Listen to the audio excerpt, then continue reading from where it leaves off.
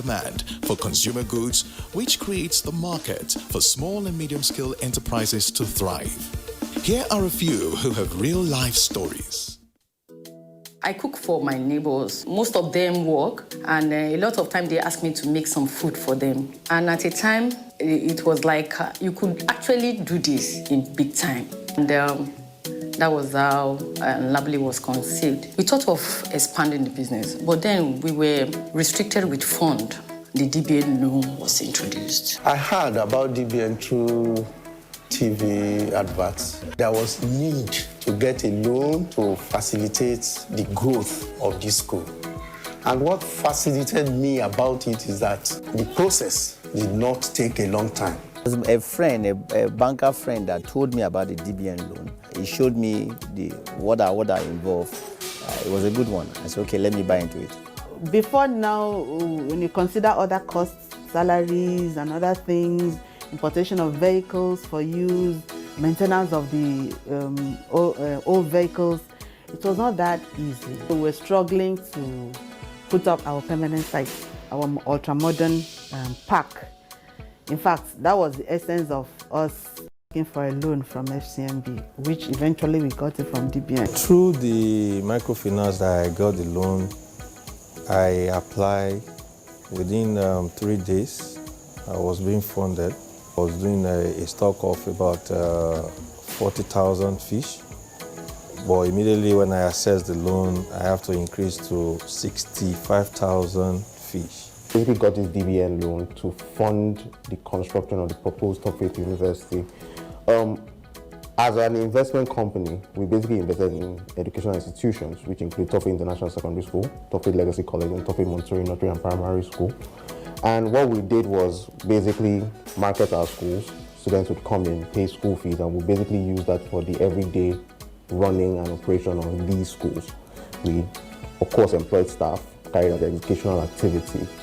And it was until we decided to expand further. It wasn't until we decided to expand further as, move from the normal high school level to a tertiary education institution that we then decided to get a loan to aid us in achieving that dream. I would indeed recommend that other MSMEs take advantage of the DBN loans. I had the opportunity to visit DBN in Abuja at headquarters. I was really impressed of the management quality of management of DBN. I was really impressed of the professionality of staff. But you cannot only get personal impressions, you can also look at rankings and ratings, and there you can see that DBN is a well-renowned and a well-established institution serving the Nigerian economy and the Nigerian private economy. The DBN model, I don't think there isn't another exact replica of that model that I know of globally. What has happened in the case of DBN, it has borrowed from what has worked in other development finance institutions in the world and has tried to avoid what has not worked, both globally and in Nigeria. So it has developed what we refer to as a mixed approach, for which there is no exact equivalent in the world. In the case of the Development Bank of Nigeria, even though the government has majority shareholding, the board of the bank is structured in a way as to ensure that there is a majority of independent directors, so that these directors are recruited on the basis of their vast knowledge and experience in that sector, so that they can operate and provide leadership, strategic leadership to the bank to be able to achieve its objectives. And even these independent directors, they are recruited through an open and transparent process, competitively, rather than being appointed.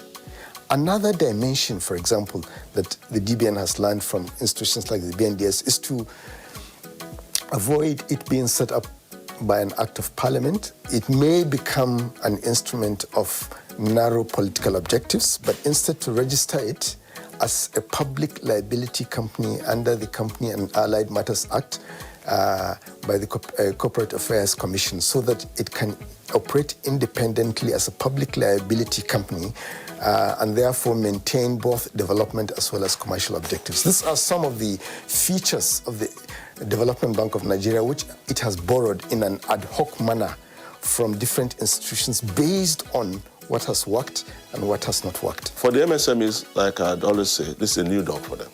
Because this is the first time a financial institution is being set up strictly to focus on micro, small, and medium enterprises, the engine of any economy.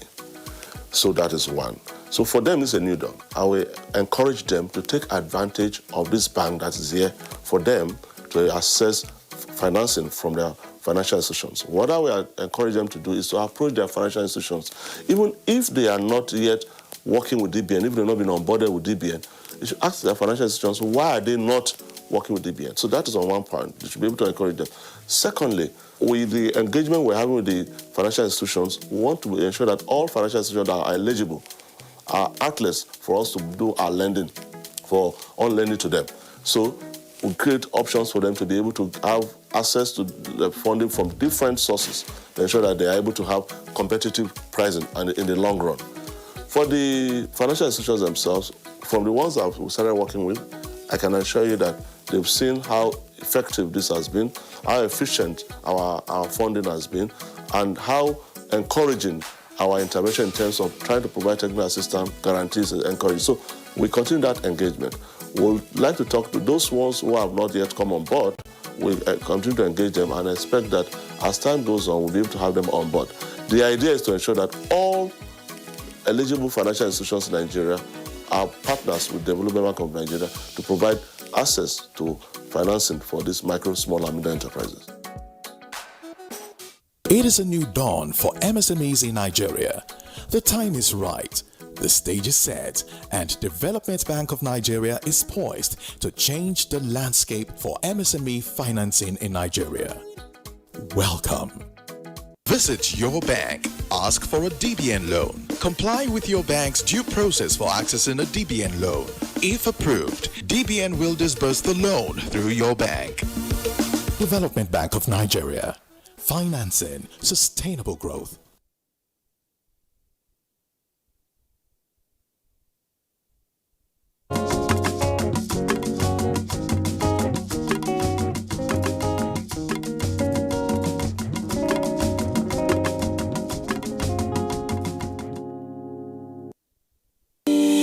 NTAI has gone mobile. Catch your favorite programs anywhere in the world by going to Play Store on Android and App Store on iOS. Search for Vision TV UK, download and install. Then you're good to go.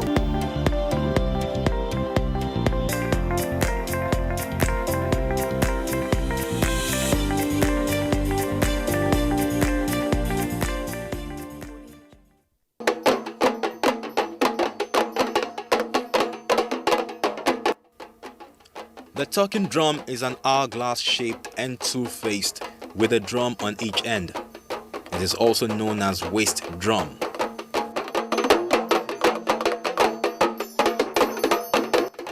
The drum is made from animal hide and has leather cords which run along its body attached to the animal hide on either ends.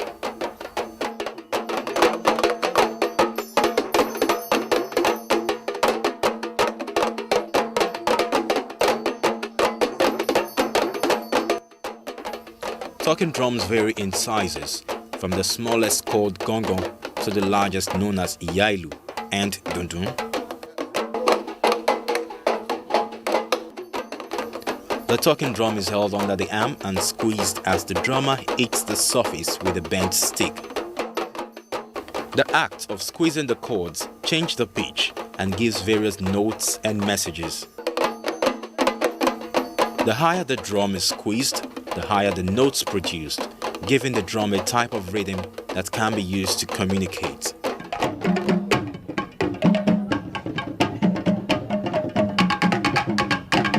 The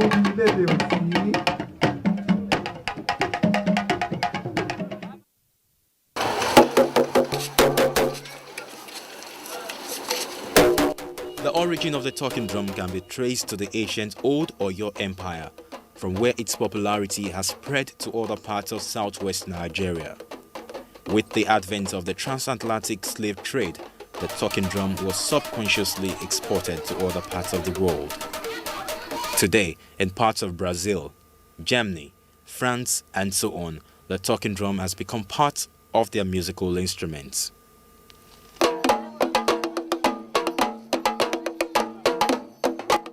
The talking drum is called by different names across Nigeria, some of which include Gangan, Dundun, or Iyailu among the Yorubas, Kalagun among the Hausas, and Igba among the Igbos. The pitch of the talking drum can be regulated based on how the player strikes the surface of the drum and squeezes the connecting strings to change its lyrics and rhythm. The talking drum mimics the way human beings talk, hence the name talking drum. The talking drum is believed to communicate with the spiritual world, as it does also with the living. The talking drum produces prayers and blessings for every new day in countless villages and palaces. It is the oldest instrument used in communicating messages in most parts of Yoruba land till date.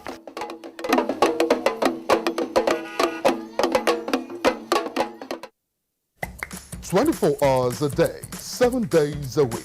You can watch NTA International live on your TV, computer, iPad, tablet, and phone. Log on to visiontv.co.uk and click on Entertainment, then NTAI.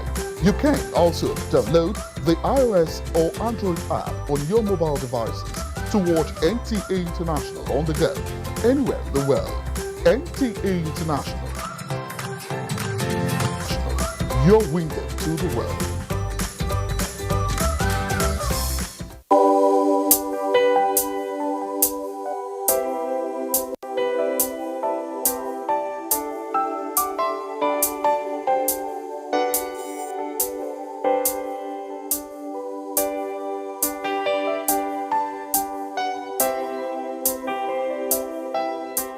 This is Lagos, Nigeria.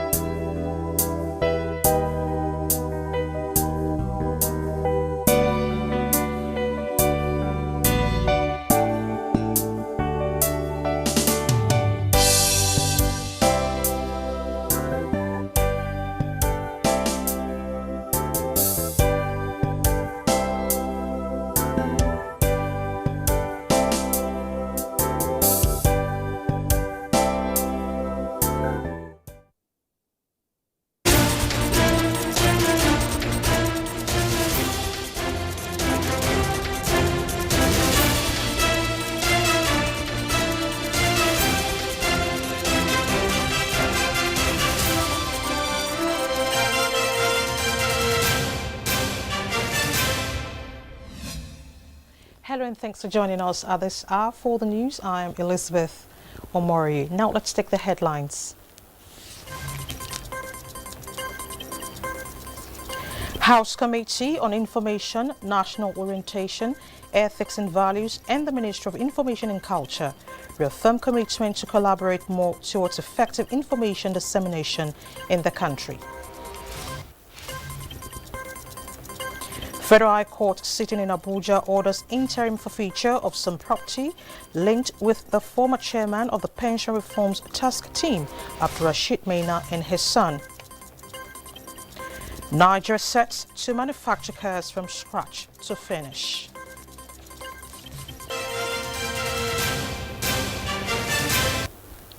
Thank you so much for joining us. Now let's begin with the President's visit to Russia. President Muhammadu Buhari is now in Sochi, Russia for a 3-day inaugural Russia-Africa Summit and Economic Forum, which will focus on peace, security and development. The Economic Forum and Summit will hold on the 23rd and 24th October 2019, with 4 plenary sessions that will be attended by more than 30 African heads of state and governments who have confirmed participation. The summit will be co-chaired by President Putin, who will present a keynote address at the opening on Wednesday, and the African Union chairman.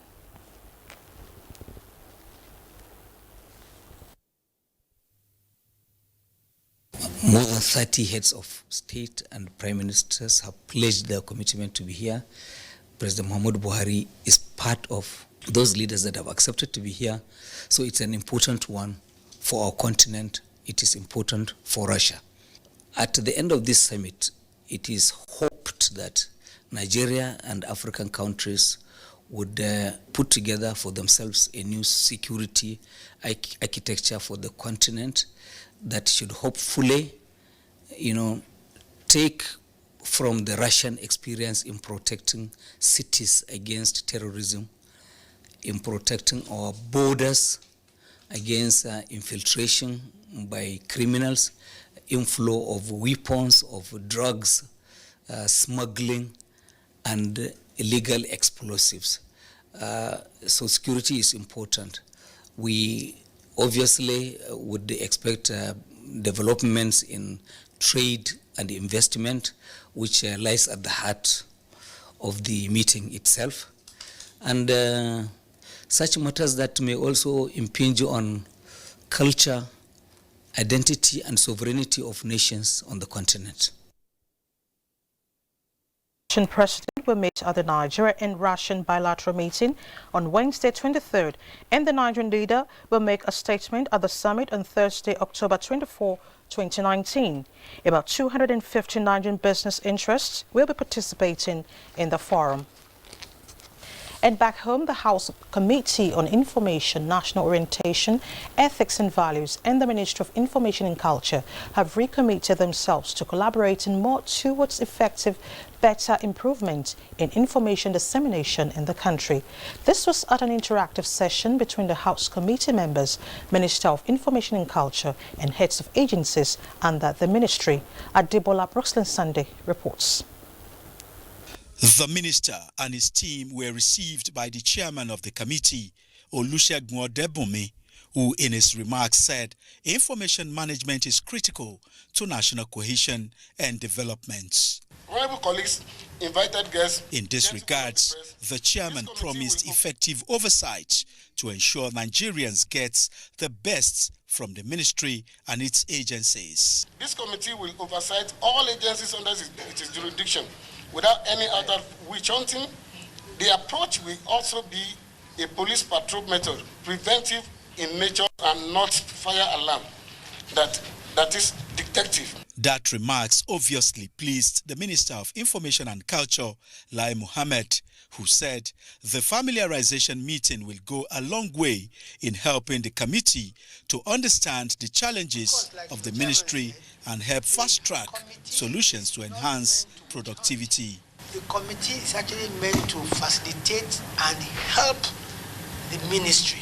That is the purpose of the committee. Even when the committee comes to do oversight, they are not coming there with the purpose of punishing anybody. They are coming there with the purpose of listening to our complaints, and where we are not doing too well, let us know. Where we are doing well, encourage us.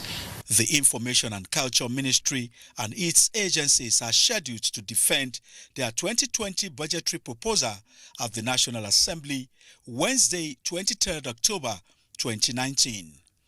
Adebola Brooksland Sunday, NTA News. In out budget defense, the Minister of Aviation, Hadi Sirika, says establishment of a national air carrier and aviation university are part of plans the ministry would like to undertake with public-private partnership for 2020. He stated this while addressing the House of Representatives Committee on Aviation during the Ministry's budget defense, with a proposal of more than 41 billion naira as capital expenditure for 2020. The Minister of Aviation, Hadi Sirika, says the amount, when released, would be used to sustain infrastructure renewal and upgrade of necessary aviation equipment for safety and security, including other projects to be undertaken under the public-private partnership. The Civil Aviation Act, forwarded to the National Assembly by the President, both sides agreed would improve activities in the aviation industry. Also at the House for Budget Defense was the Minister of Science and Technology, Ogbonaya Ono, during which he highlighted the ministry's performance for 2019 and projections for 2020. The minister commended the National Assembly for working in tandem with the ministry in efforts to put Nigeria on the world map as an emerging nation on new innovations in science and technology. Let's now move to security. The National Assembly is working closely with the Nigerian Army to set up operations and stem contemporary security challenges in parts of the country. This was the thrust of the visit of the National Assembly Joint Committee on Army to the Chief of Army Staff in Abuja. Defense correspondent Ismail Musa has details. The National Assembly Joint Committee on Army recently embarked on fact-finding visits to some Nigerian Army units and formations to assess ongoing operations, troops' welfare and existing platforms. This is to enhance the knowledge of the members of the 9th Assembly on the success and challenges confronting the Army in view of their role in combating emerging security threats. The soldier doesn't complain. He normally obeys before he even complains, if any. The legislators are here to further seek ways of supporting the formation to effectively address threats truncating socio-economic activities in the country. Especially now that we are faced with humongous challenges in the security. For what we have seen so far, we are very, very proud of the Nigerian Army. You've taken the bold step by the proposal to have an independent or separate funding channel for the armed forces. Details of the deliberations were held behind closed doors. From the Nigerian Army headquarters in Abuja, Ismail Musa, NTA News. Still on security, the Air Task Force of Operation Lafia Dole has neutralized several Islamic State of West Africa province fighters at Boka Meram on the fringes of Lake Chad in the northern part of Borno State. In a statement by NAF Director of Public Relations and Information, Air Commodore Ibi Kunle Daramola, the operation was executed on the 21st of October 2019 based on credible intelligence reports that indicated a resumption of the use of the location to provide logistic support to the terrorists using fishing activities as a cover. The ATF therefore dispatched its attack aircraft to engage designated areas within the settlement where more than 35 terrorists were observed. The aircrafts scored accurate hits on the target area, leading to the neutralization of several ISWAP fighters as well as the destruction of some of the structures. Let's now move to the judiciary. The Federal High Court sitting in Abuja has ordered the interim forfeiture of 22 properties linked to the former chairman of the Pension Reforms Task Team, Abdulrasheed Maina, and his son. Justice Falashade Giwa Ogunbanjo gave the order this Tuesday following a motion by the Economic and Financial Crimes Commission, EFCC. Olabode Arewa tells us more. The Economic and Financial Crimes Commission filed an ex parte motion seeking an order of the court that Abdulrasheed Maina and Faisal, his son, should temporarily forfeit the said landed properties, allegedly being the proceeds of fraud. The 20 properties in question were alleged to have been purchased in the two names. In the ex parte motion, counsel to the FCC, Salisu Abubakar, indicated that the properties were located in Abuja, Borno, Kaduna, Sokoto, Kano, and Nasarawa states. Justice Falashade Giwa Ogunbanjo, while granting the order, directed that the interim forfeiture notice be publicized in a national daily within 14 days.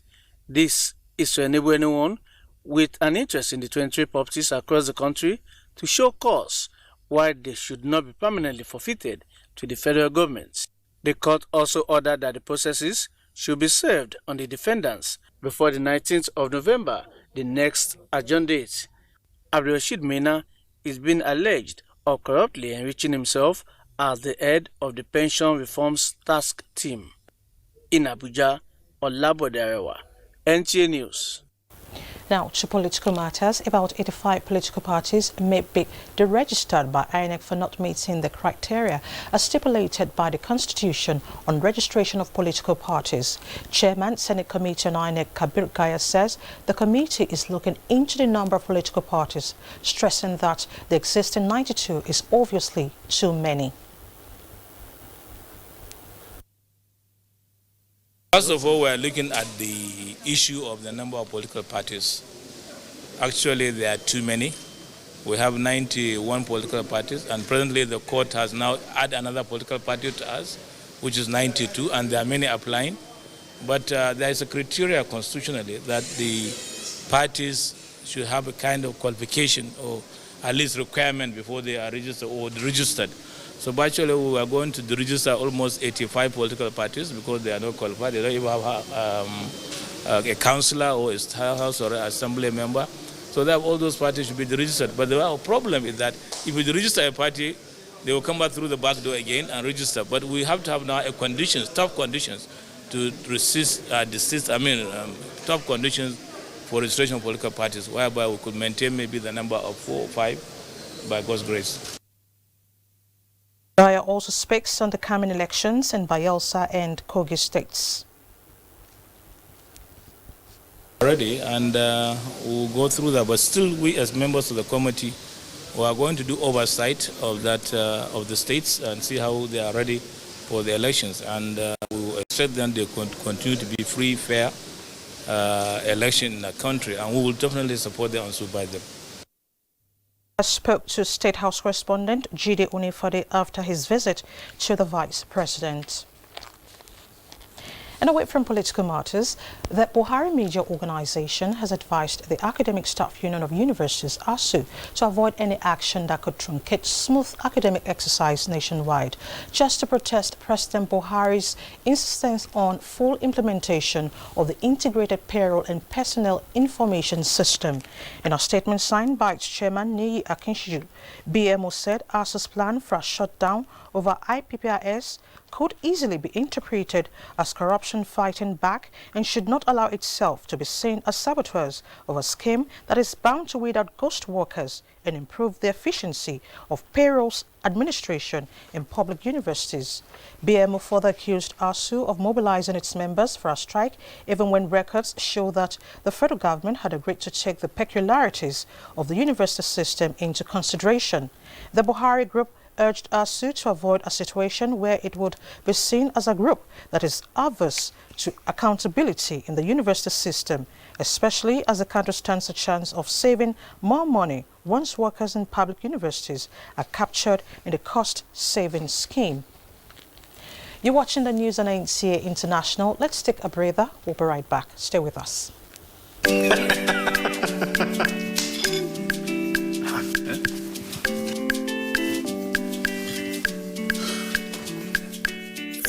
That channel where you watch just now don't waka, no panic. Can you no panic? You go do it by yourself like ABC. Oh yeah, press the menu button on top your remote. Scroll up and down till you see Information Central. Then press OK. Press OK. Check the signal strength and quality. If the signal strength and quality pass 70, make you press the exit button, go back. Go advanced options, then choose installation, then go to reset and press OK. Yeah, press OK. Wow, now you self fit catch all those channels will be one miss road by yourself. Yes, make your group for no loss. You see as I do, Abi? And I see as I do, Go TV, live it, love it. And I see as we do, Thanks for staying with us. Now to education. The legislature is oftentimes regarded as the nucleus of every democracy. With this understanding, therefore, the National Institute for Legislative and Democratic Studies is using its second matriculation for HND students to bring to the fore collective responsibility of professionals towards the development of legislative institutions in Nigeria. Kenneth Nani reports. As an academic and research institution affiliated to the University of Benin, the National Institute for Legislative and Democratic Studies was also established to provide training and other technical assistance to the legislators and their aides, bridging professional gaps in the activities of Nigeria's legislative institutions. It is a consolidation of the effort of the Institute to provide a holistic and integrated capacity building programs for all aspects of the legislative functions in Nigeria. That I will pay due respect and obedience to the Institute. That I will pay due respect and obedience to the Institute. Having been admitted into UNIBEN for the 2019-2020 academic section, the 11 matriculants and other 24 students already in HND2 for the same course are future professionals, expected to change the narrative in the legislative process. Higher National Diploma in Official Reporting is to produce knowledgeable and skilled personnel capable of providing technical services for effective coverage and reporting of activities and proceedings of government and other institutions. The National Institute for Legislative and Democratic Studies is also working in collaboration with the National Assembly for effective service delivery and for the sustenance of Nigeria's democracy. Kenneth Nanim. Let's now beam our searchlight on automobile. Nigerians may soon beat hands on their chests and boast of finally being citizens of a country that manufactures cars from scratch to finish. This is because there are ongoing efforts by the federal government through the National Automotive Design and Development Council to domesticate manufacturing in Nigeria. Joseph Johnson reports that already the council has launched an automotive design challenge to explore the innovative talents of Nigerians. It is an established fact that for any nation to move forward, it has to grow its innovative talents. In many countries around the world, the automotive industry plays a strategic role in economic development, and Nigeria is catching in on this.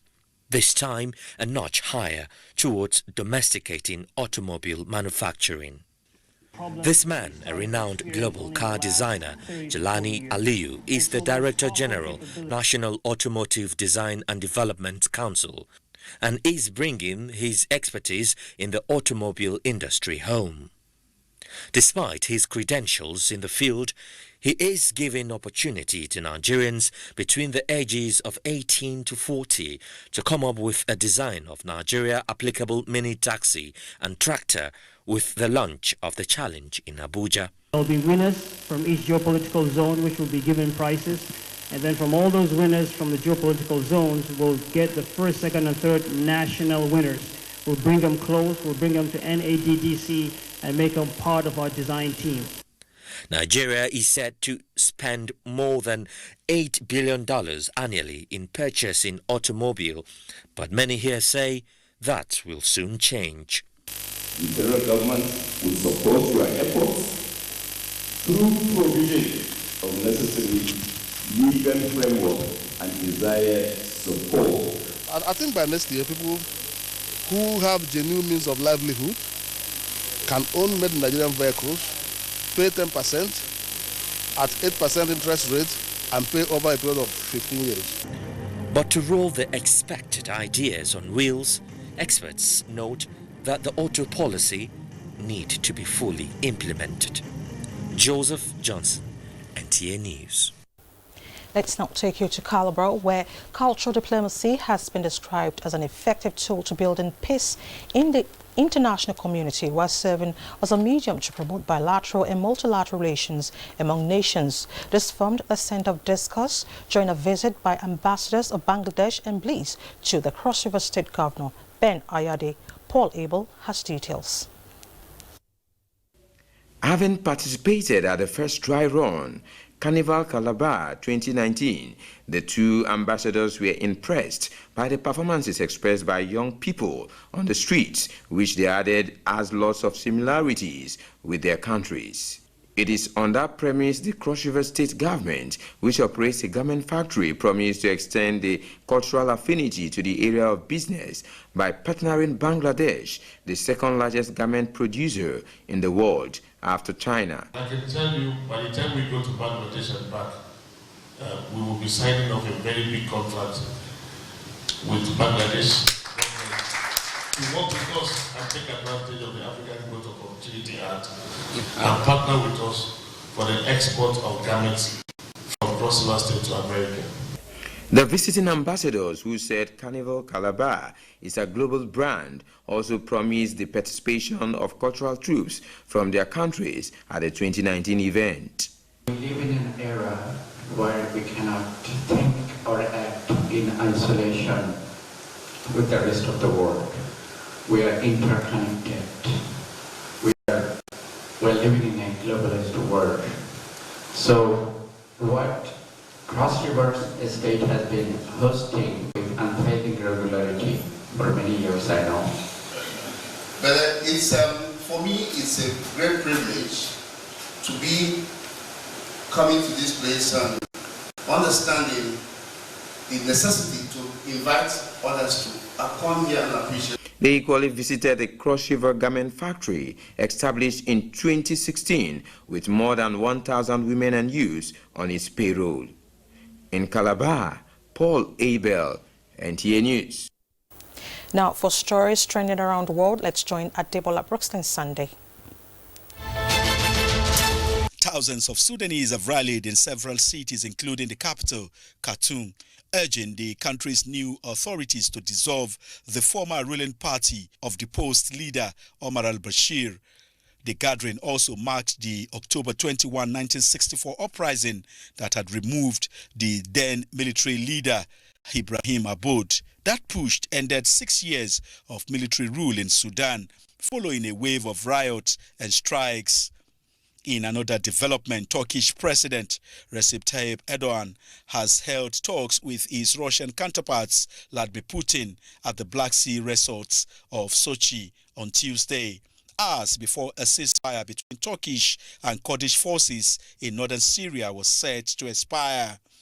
Putin and Erdogan's talk focused on normalizing the situation in northeast Syria. Meanwhile, British Prime Minister Boris Johnson has told MPs that if the withdrawal program was rejected and the EU confirmed a delay to the 31st October exit, he would instead push for a general election. The Prime Minister said Parliament had been caught in a deadlock of its own making, and he would in no way allow months more of this. But opposition MPs called the threat to pull the bill childish blackmail. Adebola Brookston Sunday, NTA News. And now to sports. Sports Minister Lot's Nigeria's supremacy in World Scrabble. Details with Kene Imagudike on Sports Update. Following victories recorded by Nigeria on the continent in Scrabble, Youth and Sport Development Minister Sunday Dare has vowed to use the sport as a trigger to develop other mind games in the country. The minister re-echoed this when he received 2 trophies from the Nigerian Scrabble Federation team that emerged champions in the just-ended World Scrabble Championships in India. We'll also bring you into our private funding, which to raise private fund to be able to support our federations. You try to celebrate your success first while you walk towards those challenges that you face before going there. National coach Tammy Ikalo also emerged champion in the Indian Open Scrabble Championship with over 30 countries in participation. The Nigeria Referees Association says it is ready for the commencement of 2019-2020 Nigeria Professional Football League season November 3, following the conclusion of a week-long national fitness test for members at the Moshood Abiola National Stadium, Abuja. Everybody in the state that are participating in their local matches, we only now review them to make sure that they are off date. You know, anything you have to service yourself and prepare yourself for the season.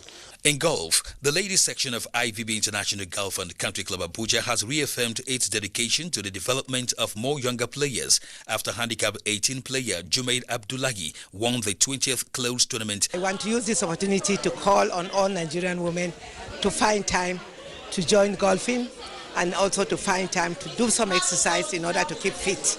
Over 70 lady golfers participated in the competition. With Sports Update, Kenan Ima Abodike, NTA News.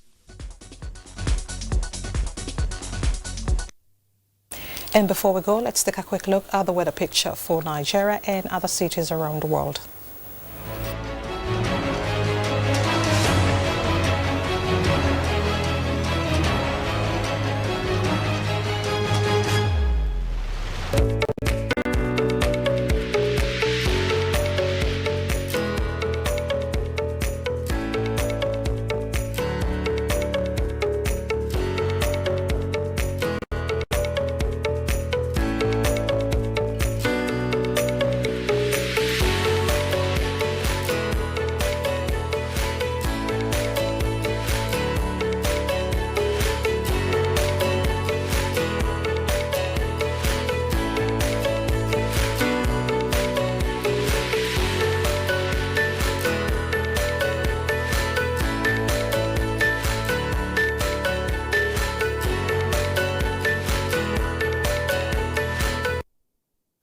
And that's the news at this hour on ABC International. Thank you so much for being a part of it. Don't forget to join us at 9 p.m. for the network news. Good evening.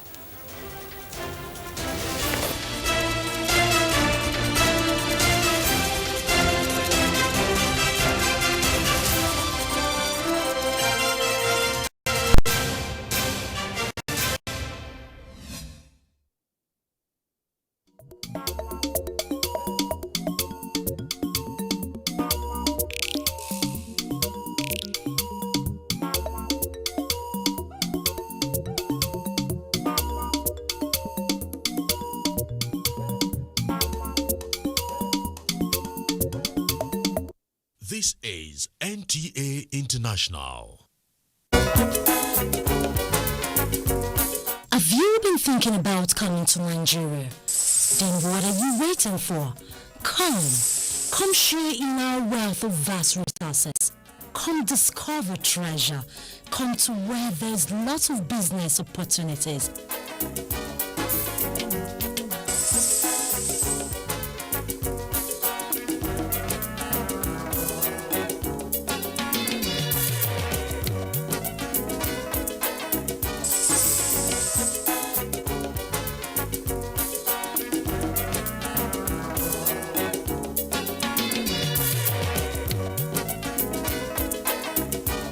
Come to Nigeria. Nigeria, my nation, my pride.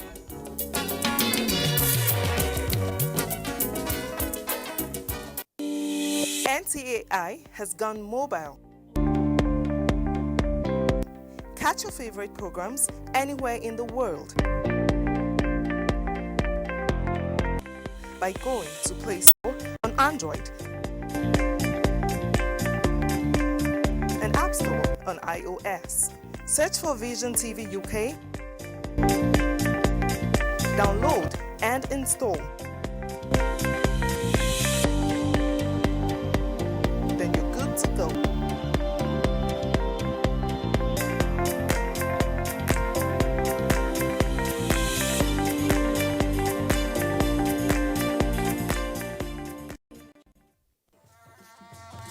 Exotic land of rainbow, a giant in the sun, rich in human and natural resources.